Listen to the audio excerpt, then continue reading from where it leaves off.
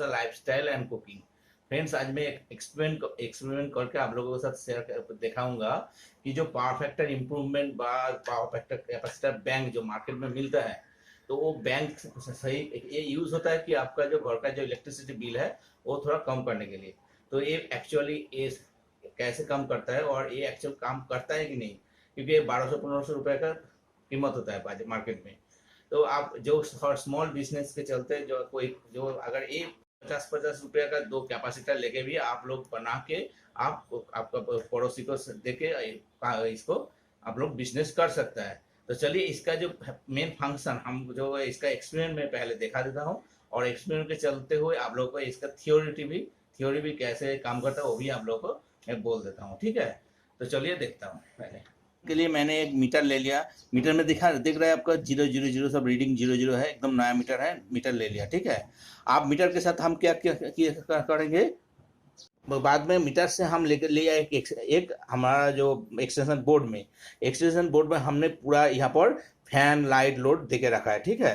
देखिए यहाँ पर सब फैन लाइट लोड देखे रखा है। अभी क्या है, इसमें हमको 1 घंटा ये लाइट लोड फैन लोड को हम चला के छोड़ देंगे। 1 घंटे के लिए हम छोड़ देंगे। उसके बाद क्या रीडिंग होता है, फाइनल रीडिंग आप लोगों को दिखाएंगे। और उसके बाद जो पावर फैक्टर इम्प्रूवमेंट मशीन है वो इसके साथ कनेक्ट करने के बाद फिर 1 घंटे के बाद उसका रीडिंग में क्या अंतर है वो आप लोगों को शेयर करेंगे इसमें। तो यहाँ पर देखिए मेरा जो अभी जो रीडिंग है वो है दिखा रहा है आप लोगों को 0.82 एम्पियर अभी जा रहा है मेरा मीटर से, और 0.14 किलोवाट लोड हमने देखे रखा है, ठीक है। और अभी जो पावर फैक्टर हम लगा रहा है उसमें है 0.77 पावर फैक्टर हो गया, क्योंकि हम सब कॉइल लोड लगाए इसलिए इतना पावर फैक्टर लो हो गया था। देखिए कैपेसिटर बैंक का पहले थ्योरी देख लीजिए। एक्सपेरिमेंट चलने का टाइम में मैं थ्योरी आप लोगों को दिखा देता हूँ। देखिए क्या होता है, कैपेसिटर बैंक का मेन एक इसलिए यूज होता है, ये है कि पावर फैक्टर इंप्रूवमेंट करने के लिए। पावर फैक्टर क्या होता है, तो आपका जो कैपेसिटी हम लोग का जो लोड यूज होता है जनरली होता है कि इंडक्टिव लोड, ज़्यादा से ज़्यादा कॉयल यूज होता है। तो इंडक्टिव लोड होने से क्या होता है, आपका जो कंजम्पशन इलेक्ट्रिक कंजम्पशन वो ज़्यादा हो जाता है। तो हम इसको क्या करते हैं कि कैपेसिटिव यूज़ करके कैपेसिटिव लोड जो है उसको हाई कर देने से क्या होता है, ये जो मेन है कि पावर फैक्टर आपका हाई करना है। cos फाई पावर फैक्टर को डिजाइन कैसे करते हैं, cos फाई से। तो अभी क्या होगा, cos फाई जनरली क्या होता है, cos फाई जो पावर फैक्टर है ये जनरली 1 होने से एकदम आपको अच्छा माना जाता है, ठीक है। तो ये 1 करना बहुत मुश्किल है, क्योंकि हम लोग का जितना लोड है वो सभी के सब 90% 99% उसमें कॉयल रहता ही है।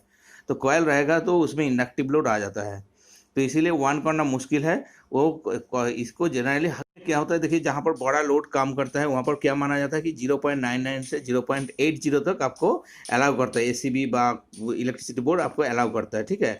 उसके नीचे हो जाने से वो लोग भी फाइन काट लेगा आपको। तो ये हमको मेरा टेंडेंसी क्या रहेगा कि हम ये जो पावर बैंक यूज़ कर रहे हैं इसको हम 0.80 से जितना हो सके 0.99 तक इसको हाई करना है, ठीक है। तो इसके लिए आपको कैसे सिलेक्ट करना है पावर कैपेसिटर को, वो यहाँ पर दिखाता है आपको। पावर कैपेसिटर जो आपको लगाना है वो क्या है कि आपको जो लोड वहाँ पर जहाँ पर लगाइएगा आपका रूम का लोड, वो रूम का लोड आप कैलकुलेट कर लीजिएगा। मान के चलिए 3 किलोवाट 5 किलोवाट जो भी है आपका होगा ना, तो वो किलोवाट के हिसाब से आप कैपेसिटर पहले सिलेक्ट करना पड़ेगा। तो क्या है, लोड आपका यहाँ पर 3 किलोवाट में ऐसे एजम्पशन करके रखा है कि 3 किलोवाट, और 5 किलोवाट भी हो सकता है, 9 किलोवाट भी हो सकता है। उसके हिसाब से आपको कैपेसिटर सिलेक्ट करना पड़ेगा, ठीक है। तो ये हो गया आपका 3 किलोवाट। उसके बाद आपका अभी एट प्रेजेंट आपका पावर फैक्टर क्या है, एट प्रेजेंट पावर फैक्टर आपको कहाँ से मिलेगा। जो आप लोग किसी का डोमेस्टिक घर में जाइएगा तो उनका एक मीटर बिल आता है, तो बिल में देखिएगा लिखा होगा कि पावर फैक्टर कितना है, उसमें बिल में इंडिकेट किया रहता है। तो वो पावर फैक्टर आप cos फाई बाय मीटर से भी पता चल जाता है, जो एनर्जी मीटर लगा हुआ है उसमें भी पता चल जाएगा पावर फैक्टर कितना जा रहा है। तो cos फाई 1 वहाँ से मिल जाएगा आपको। मान के चलिए 0.75 है, तो इसको आपको हाई करना है। तो कितना करना है, 0.99 तक आपको ये करना है, ठीक है। तो अभी क्या करना है, इसका क्या किया, रूल से एक बार देख लीजिए। फाई 1 ऐसे करके आपको ये जो अब इधर जाएगा तो cos इनवर्स होकर जाएगा, cos इनवर्स 0.75। ऐसे फाई 2 ऐसे जाएगा तो cos इनवर्स 0.99 होकर जाएगा, ठीक है। अब क्या हो गया, इसका आप साइंटिफिक कैलकुलेटर में बैठा के इसका वैल्यू आ जाएगा, कुछ तो वैल्यू आएगा इसका, और इसका भी वैल्यू आ जाएगा। सिर्फ मान के चलिए यहाँ पर वैल्यू आया 0.49 कुछ वैल्यू आया, यहाँ पर भी 0.87 कुछ वैल्यू आया, जो भी है ये आप साइंटिफिक कैलकुलेटर का मेथड। आप क्या होगा, इसी वैल्यू को कहाँ पर पुट करना है, इसका एक थ्योरी है, ये थ्योरी थोड़ा सा देख लीजिएगा। ये है कैपेसिटर सिलेक्शन का थ्योरी कि आपका कितना केवीएआर का कैपेसिटर चाहिए। ये है कि कैपेसिटर क्या है, देखिए थ्योरी क्या है, P इक्वल टू 10⁵ माइनस 10⁵2। आप क्या है, पीक पावर, ये जो P मतलब कौन, आपको कितना किलोवाट लोड में आपको यूज़ करना है। हम क्या पकड़ा था, 3 किलोवाट, हम 3 किलोवाट यहाँ पर लिखा हुआ है। आप 10⁵1 में 10⁵2 का मान, हम 5⁵1 एंड 5⁵2 का मान हम यहाँ से मिल गया था, वही हम यहाँ पर बैठा देने से क्या होगा, 10 मान के चलिए 0.02 आया था, और 10 0.03, 5⁵2 का मान 0.03 आया था। तो ये आ गया। अभी ये 10 0.02 फिर कैलकुलेटर में बैठा के, साइंटिफिक कैलकुलेटर में, तो इसका भी वैल्यू आ जाएगा, ये दोनों तो वैल्यू आ जाएगा, तो इसको माइनस करना आसान हो जाएगा। माइनस करके जो आंसर आएगा, वो आंसर के साथ आप जो पावर लोड है उसको डायरेक्ट मल्टीप्लाई कर दीजिएगा, वो आंसर आएगा, वही होगा आपका मेन केवीआर। तो इतना कैपेसिटी आपको कैपेसिटर खरीदना है। अब कैपेसिटर को कैसे कनेक्शन करना है, देखिए कैपेसिटर क्या है, आपका जो मेन है एनर्जी मीटर होने के बाद फेज न्यूट्रल आ रहा है, फेज न्यूट्रल के बाद डीपी बा एसपी, जहाँ से भी आपको आ रहा है फेज न्यूट्रल आ रहा है ना, तो फेज न्यूट्रल आने के बाद जो मेन कैलकुलेशन होता है कि आपका भाई स्विच होकर आपका लोड में चला गया, कोई भी लोड, यहाँ पर बाल्ब लेके जो भी है, फैंस, इंडक्शन जो भी है, चला गया। आप इसको क्या कर, आपको 2 कैपेसिटर को लेना है, ऐसा 2 कैपेसिटर को आपको क्या पैरेलल कनेक्शन करना है, कैपेसिटर का पैरेलल कनेक्शन कीजिएगा, और पैरेलल कनेक्शन करने के बाद यहाँ पर आप लाइन के साथ भी पैरेलल कनेक्शन होगा, ठीक है।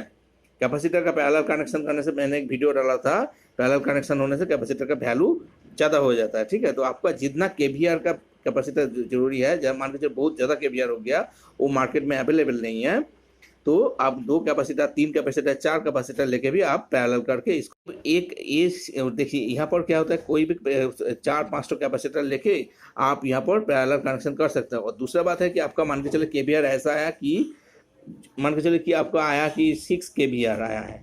अब 6 केवीआर मार्केट में अवेलेबल नहीं है, तो नज़दीक कौन सा केवीआर होगा, आप 10 केवीआर ले सकते हैं। जनरली हाई कैपेसिटी का केवीआर लीजिएगा तो क्या होगा, इसके लिए फायदेमंद होगा। आपका जो लोड का आपका मेन है कि पावर फैक्टर को जितना हो सके हाई करना है, तो इसीलिए आपको इसके लिए फायदेमंद हो। अभी देखिए कैपेसिटर बैंक को मैंने लाइन के साथ लगा दिया है, ठीक है। अब बैक लगाने के बाद क्या रीडिंग हो गया, देखिए वो जो 0 था वो 0 के साथ 0.5 रीडिंग आ गया था, क्योंकि चला था इतना टाइम में। और मेरा जो अभी वोल्टेज है तो इतना दिखा रहा है 232 पॉइंट इतना वोल्टेज है, एम्पेयर दिखा रहा है 0.82। और देखिए इसके बाद आएगा किलोवाट, 0.14 किलोवाट जो लोड अभी चल रहा है, मेरा जो लोड लगाया था। और पावर फैक्टर देखिए यहाँ पर हाई हो गया 0.94, तो ये काम कर रहा है, ये बढ़िया काम कर रहा है। और फ्रीक्वेंसी 50 हर्ट्ज, तो ये तो सबको पता है, तो काम कर